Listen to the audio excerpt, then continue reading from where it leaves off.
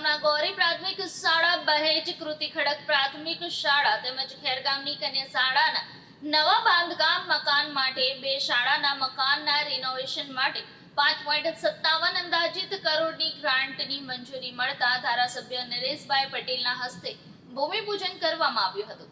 ખેરગામ તાલુકાના ગૌરી, બહેજ કૃતિ ખડક અને ખેરગામની કન્યા શાળાનું મકાન અતિ જર્જરિત થતા વિદ્યાર્થીઓએ અને શિક્ષકોએ ભારે હાલાકી વેઠી રહ્યા હોવાની ગંભીરતા દાખવી જર્જરિત મકાન તોડી નવા મકાનની મંજૂરી મળતા આજરોજ ગણદેવી ચીખલી અને ખેરગામ મત વિસ્તારના ધારાસભ્ય નરેશભાઈ પટેલ, ભાજપ પ્રમુખ ચુનીભાઈ પટેલ, મહામંત્રી શૈલેષભાઈ ટેલર, તાલુકા પંચાયત પ્રમુખ રાજેશભાઈ, ઉપપ્રમુખ લીનાબેન, જિલ્લા પંચાયતના માજી પ્રમુખ ભીખુભાઈ આહિર, શિક્ષણ અધિકારી અગ્રવાલ, આરોગ્ય સમિતિના ચેરમેન સુમિત્રાબેન, ભાજપ મહિલા પ્રમુખ જીજ્ઞાબેન, ન્યાય સમિતિના અધ્યક્ષ પૂર્વેશ, ભાજપ જિલ્લા મંત્રી તર્પણબેન, માજી સરપંચ કાર્તિકભાઈ, ભૌતેશ કંસારા, ગૌરી ગામના સરપંચ પ્રકાશભાઈ, બહેજ ગામના સરપંચ ભાનુબેન પટેલ, અનેક ગામના સરપંચો સહિતના અગ્રણીઓ, શાળા એસએમસીના હોદ્દેદારો, ગામના અગ્રણીઓની ઉપસ્થિતિમાં ગૌરી પ્રાથમિક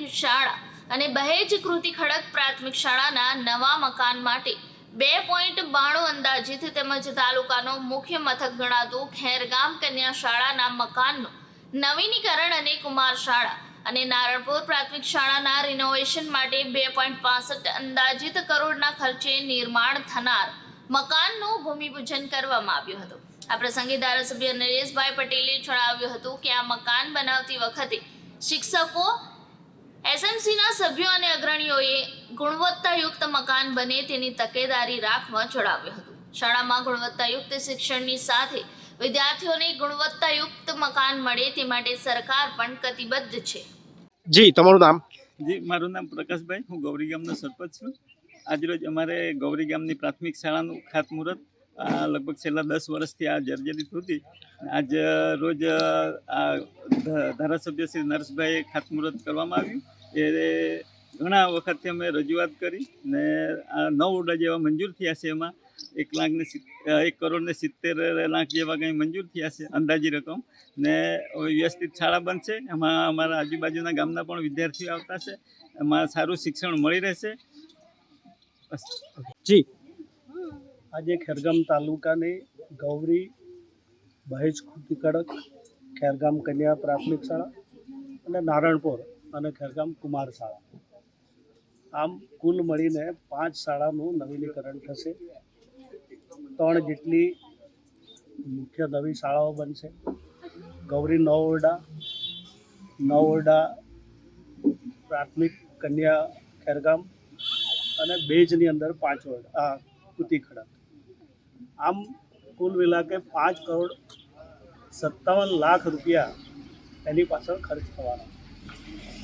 એ જ કહી બતાવે છે કે આદરણીય નરેન્દ્રભાઈ અને ગુજરાત સરકારના મુખ્યમંત્રી ભૂપેન્દ્રભાઈ પટેલ સાહેબ આપણા ગુજરાતના બાળકો, એ ગરીબ બાળકો ખૂબ સારી રીતે સગવડતા સાથે અભ્યાસ કરે એના માટે અદ્યતન સુવિધાવાળી સ્કૂલો ખૂબ મોટી રકમમાં અને એક લાંબા સમય સુધી ગુણવત્તા સાથે બને એને ધ્યાનમાં રાખીને એની પાછળ 5,57,00,000 ખર્ચાવાના છે। મને પણ આનંદ છે કે મારા મત વિસ્તારની અંદર આટલી મોટી રકમ ખર્ચાવાની છે પ્રાથમિક શાળાની અંદર ને એટલા માટે જ મેં ભૂમિપૂજન કરવા માટે અમે જાતે અમારા આગેવાનો સાથે ઉપસ્થિત રહ્યા। હું આશા રાખું છું એસએમસી કમિટી, આચાર્ય, શિક્ષક મિત્રો આ શાળા પાછળ જો પૂરતું ધ્યાન આપશે, અમારા આગેવાનોને પણ મારી વિનંતી છે અવારનવાર બનતી વખતે જો આપણે બધા કાળજી રાખીએ તો મને લાગે ત્યાં સુધી 100 વર્ષ સુધી ચાલે એ પ્રકારની રકમ છે। તો 100% એ રીતનું મકાન બનવું જ જોઈએ અને બનશે એવી મને અપેક્ષા છે। આપના માધ્યમ દ્વારા બધા લોકોને શુભકામનાઓ।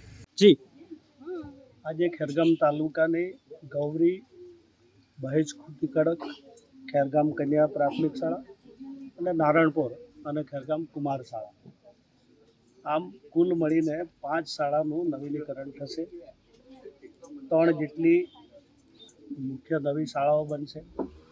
ગૌરી 9 ઓરડા પ્રાથમિક કન્યા ખેરગામ અને બેજની અંદર 5 ઓરડા કૃતિ ખડક, આમ કુલ મિલા કે 5,57,00,000 રૂપિયા એની પાછળ ખર્ચ થવાનો.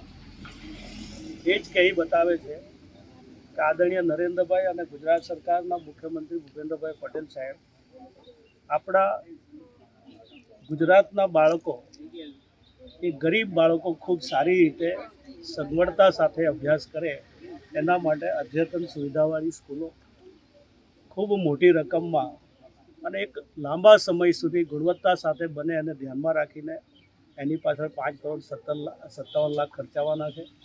મને પણ આનંદ છે કે મારા મત વિસ્તારની અંદર આટલી મોટી રકમ ખર્ચાવાની છે પ્રાથમિક શાળાની અંદર, ને એટલા માટે જ મેં ભૂમિપૂજન કરવા માટે અમે જાતે અમારા આગેવાનો સાથે ઉપસ્થિત રહ્યા. હું આશા રાખું છું એસએમસી કમિટી, આચાર્ય, શિક્ષક મિત્રો આ શાળા પાછળ જો પૂરતું ધ્યાન આપશે. અમારા આગેવાનોને પણ મારી વિનંતી છે કે અવારનવાર બનતી વખતે જો આપણે બધા કાળજી રાખીએ તો મને લાગે ત્યાં સુધી 100 વર્ષ સુધી ચાલે એ પ્રકારની રકમ છે. તો 100% એ રીતનું મકાન બનવું જ જોઈએ અને બનશે એવી મને અપેક્ષા છે. આપના માધ્યમ દ્વારા બધા લોકોને શુભકામનાઓ.